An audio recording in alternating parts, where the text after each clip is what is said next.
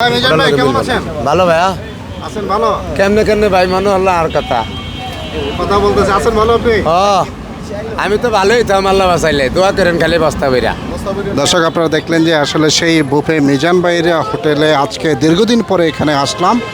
এসে যেমনটি আমরা দেখতে পাচ্ছি ঠিক আগের মতোই এখানে যে সকল মানুষ, সাধারণ মানুষ এবং সকল শ্রেণীর মানুষ এখানে এসে যে বুফে মিজানের 100 টাকায় স্পেশাল সেই গরু মাংস, ভরপুর আলু এবং আনলিমিটেড ভাত, সেই ভাত নিচ্ছে এবং পেট পুরে পেট চুক্তিতে খাচ্ছে। দর্শক আপনারা দেখছেন সকল শ্রেণীর মানুষ। এখন একটি সময় এই ভাতের জন্য অনেকটা কারাকারি করতে হতো, কিন্তু এখন প্রচুর পরিমাণে ভাত রান্না হচ্ছে এবং আমরা একটি ডালা দেখতে পাচ্ছি, বড় একটি ডালাতে। এখানে আগের মতো সেই রকম ঝামেলা হচ্ছে না, তবে খুব সুন্দর সুশৃঙ্খলভাবে সেই রান্না হচ্ছে এবং মানুষ নিচ্ছে এবং টোকেন দিয়ে সেই আগের মতোই করে খাচ্ছে। আমরা দেখছি যে সেই রান্নার সেই ঝোল এবং মাংসের অবস্থাটা কি আমরা একটু দেখব।